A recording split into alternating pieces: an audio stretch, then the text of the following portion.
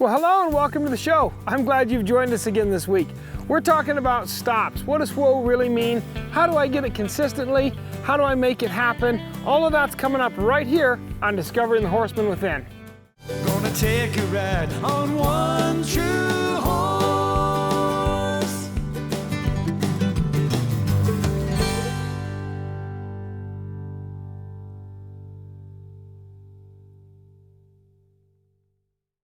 Have you ever noticed that your brakes tend to fail when your horse's attention is someplace else?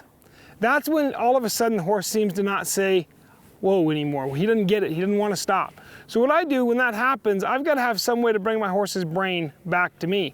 One of the things I've always said is I have to practice what I can do, not what I can't do. Sometimes you're out on the trail or you're out gathering cows, or like me, you're just here in the arena today, and all of a sudden your horse loses it and his brain leaves you.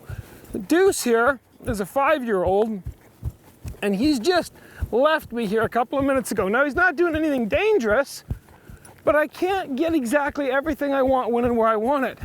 So one of the ways that I regain that is to focus on what I can do, not what I can't do. What I can do, direct his feet. Now what I won't do is just go straight lines. If I was just to start going around and around this arena, that wouldn't cause his brain to have to think very much, and he could go back to focusing on whatever it is over there in those bushes that's killing him. So instead, I just keep changing directions and softening his nose. I want to know he knows what this bit means no matter what. So the first exercise I work on when I work on stops is just bringing my horse to a stop off one rein, okay? Now, I'm going to say something right here that maybe some of you will send me nasty letters over, but I'm just going to say it. If you're riding a 10-year-old horse and the only way you can stop him is to bend his nose and bend him down to a stop, then you need to think about that. Right there, we almost slipped and fell, right? Now, I like to bend my horse to a stop, but there's times and places it's not safe. And quite frankly, it's a disgrace to the horse if at 10 years old, he doesn't know how to stop.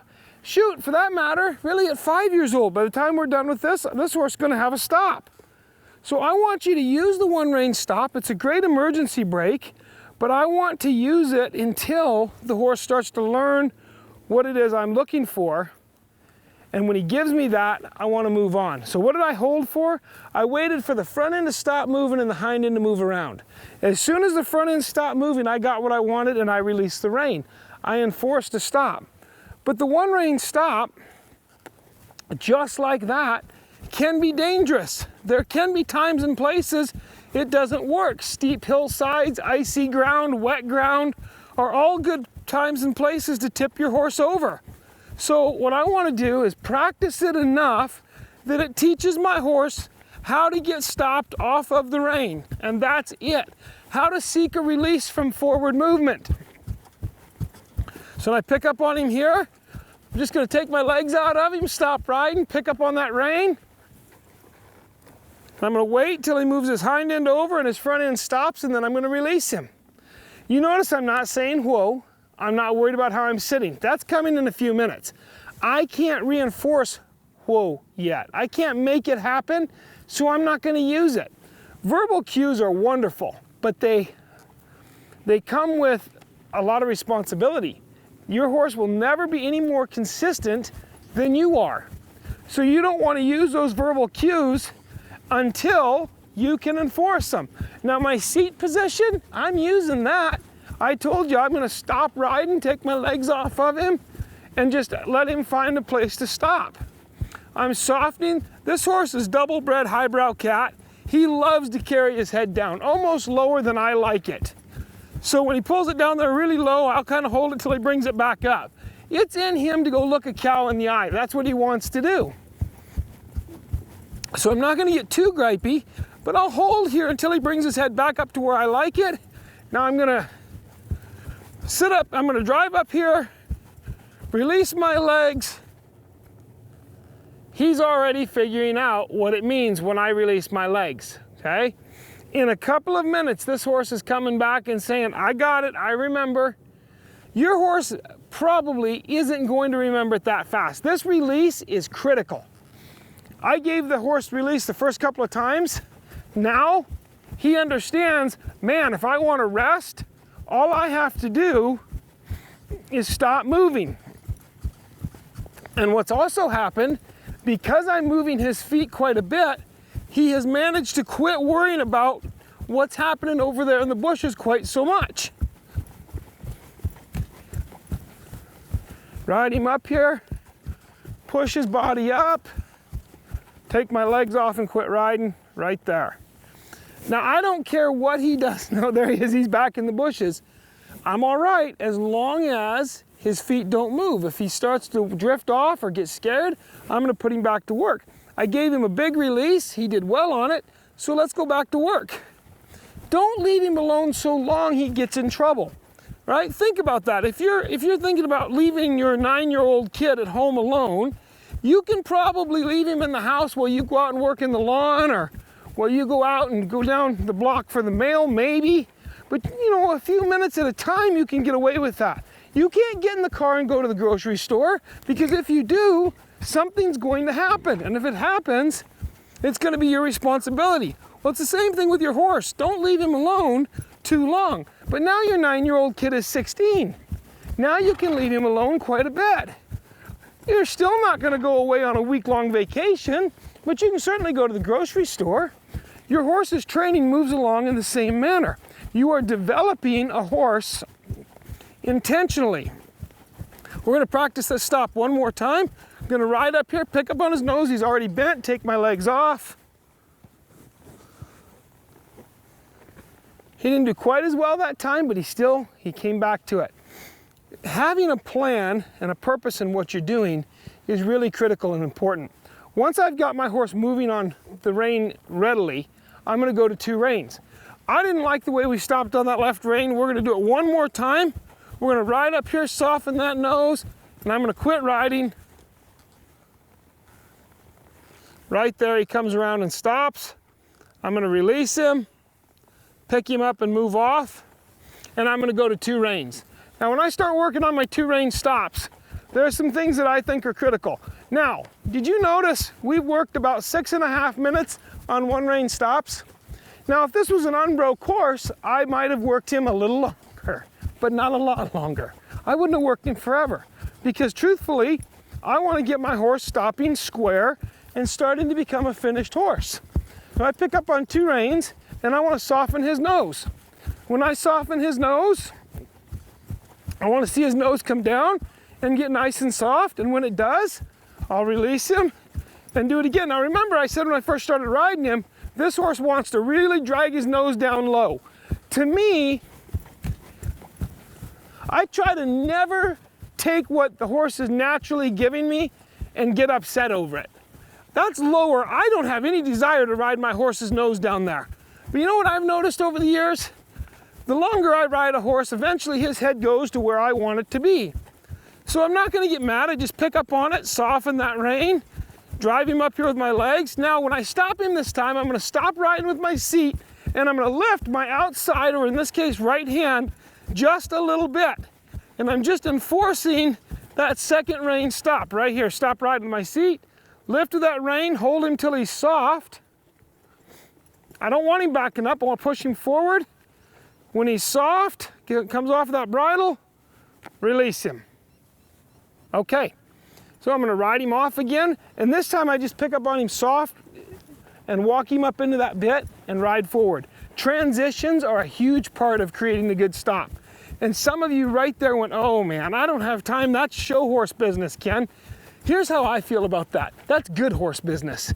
That's what I think. My horses don't get shown. I ride outside for a living. I work outside on my horses, but when I pick up on those reins, I want my horse to come to that bridle. I want him to see the ground he's traversing and the cows he's working. I pick up on that rein, and this time I'm going to use my left hand for the outside rein. So I come across here, soften his nose, stop riding, and lift that outside rein. I stop riding, give the horse about 2 seconds, and then enforce with that outside rein. And that makes that stop happen. If you get, and again, the big release, this is critical in making good stops happen.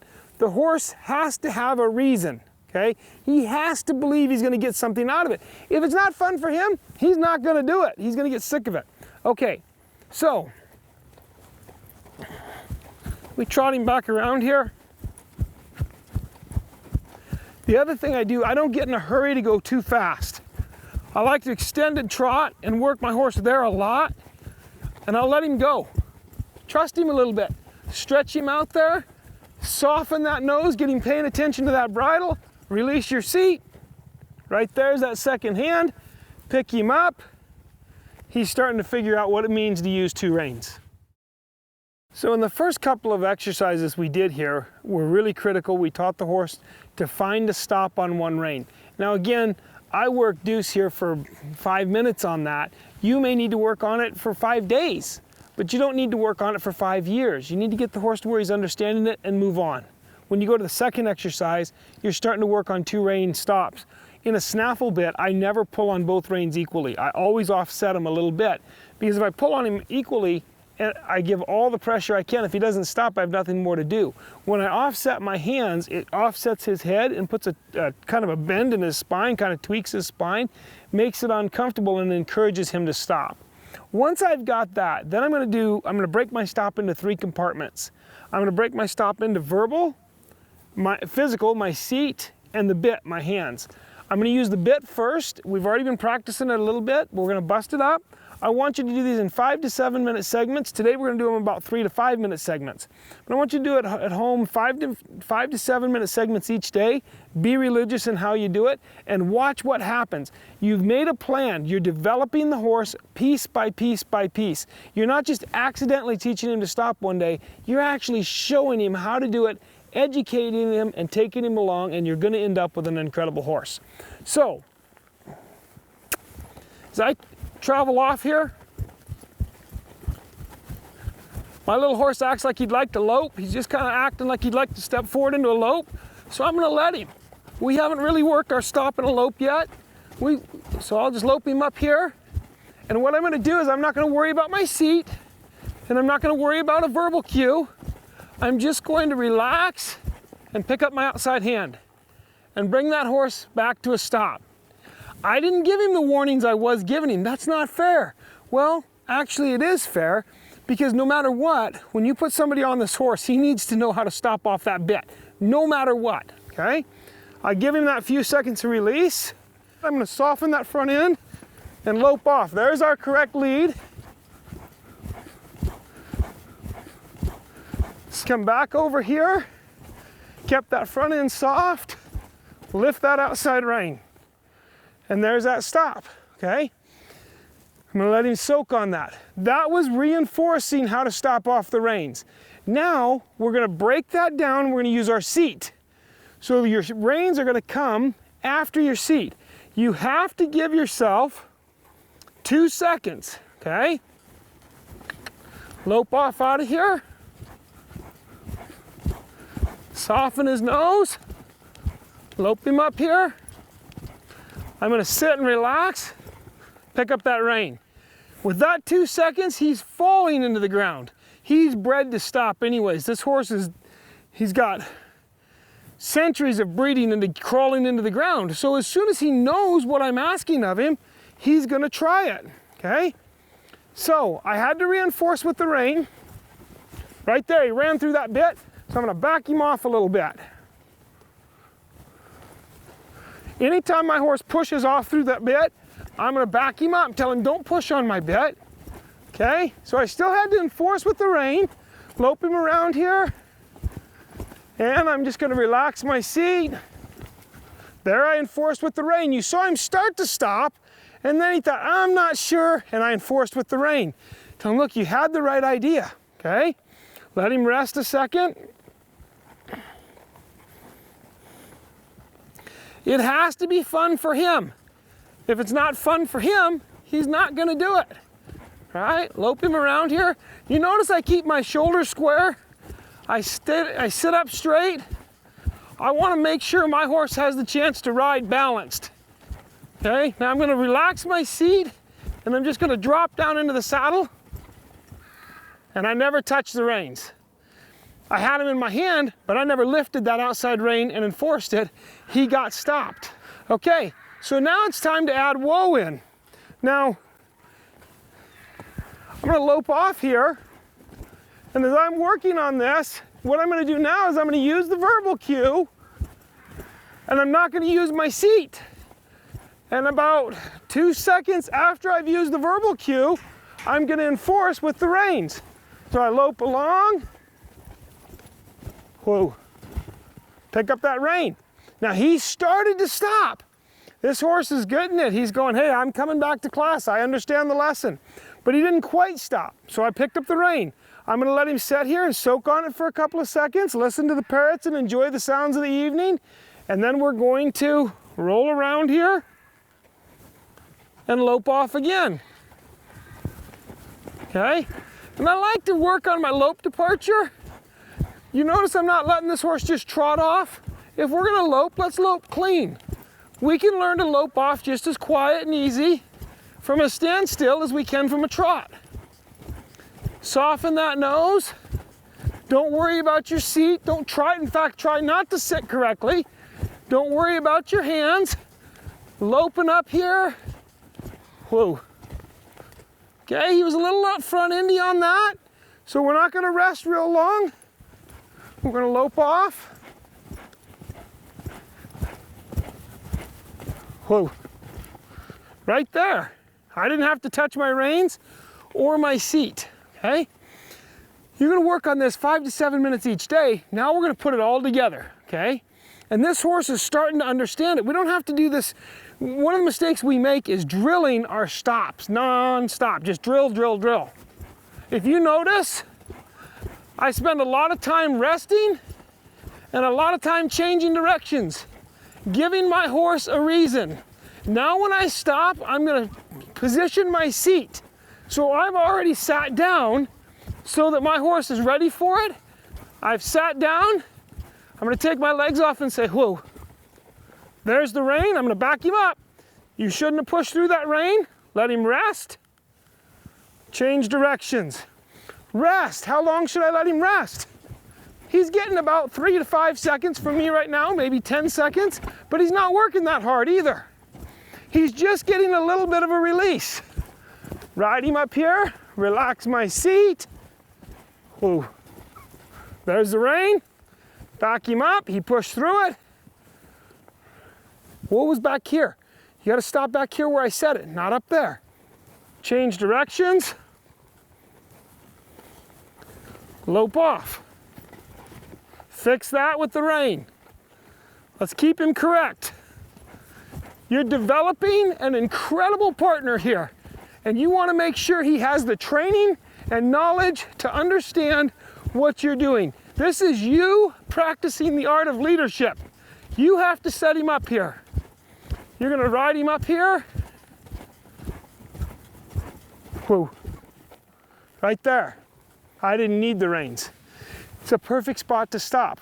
20-minute lesson, my horse has improved his stop. That same 20 minutes might take you and your horse at his level of training 10 days. I want you to break it down and use the lessons one piece at a time, and just each time you feel the horse is getting a little better, quit that lesson and move to the next one. You know, I don't know if there's any one word that suits horse training better than development, because honestly, that's what you're doing here. You're taking a raw lump of clay and you're developing it into something you want it to be. If you're building hunter jumpers or cutters or ranch horses, trail horses, doesn't matter, just horses you have fun on. You're still developing what you want this horse to be. So what did you do? You took the raw lump of clay and you took a plan and you said, here's where I want to end up and here's where I am. And you start a step-by-step approach all the way through. So you develop this horse all the way along. It's the same thing that God does with us in our lives. He starts out and he says, here's what you are, but here's the plan that I have for you. Here's where I would like you to go. Now, because we are humans, we have a free will. We don't have to follow that plan. But if we wake up each day and say, all right, Lord, where do you have me going today? What would you have me do? Then that plan starts moving along. I can tell you things in my own life where I knew my plans had all gone awry. Nothing was working the way I wanted it to work. And God was like, that's okay, Ken, because I'm still moving things along. And I personally wasn't hearing that, didn't know that. Those pieces were still moving, still coming along. So don't get discouraged in your horse training. Don't get discouraged in life. Don't get discouraged in raising children. When things get hard, they're going to get hard. That's a guarantee. You're going to have rough days and rough times. Instead, realize that's part of the development. That's part of the plan. That's part of how we get forward. And you actually cannot, you know, if you think of finished furniture, you can't take really smooth, beautiful wood. It doesn't grow that way. It grows in a rough version. And it has to be sanded down and turned into something beautiful. It has to be developed. And that's the way everything we do is. That's the way our lives are. Sometimes I wonder if God doesn't get tired of sanding on me and going, Ken, come on, just turn into pretty furniture, would you? But that's the beautiful thing about him. He is not impatient with us. Instead, he is absolutely forever patient and forever willing, as long as we are striving to glorify and honor him, to show us where he would like us to go. It's the same thing in every area of our life, whether it's leadership at the job place, horse training, or raising our children. We develop forward if we have a plan. I hope you enjoy this show as much as I've enjoyed bringing it to you. You know, we've been on the air 10 years, and it has been a blessing every week. And we thank you as our viewers for your loyalty, and we look forward to meeting you on the road somewhere. Until then, may God bless the trails you ride. Find out more about Ken McNabb horsemanship at kenmcnabb.com. That one true horse, the perfect partner built to ride. One true horse, a bond that cannot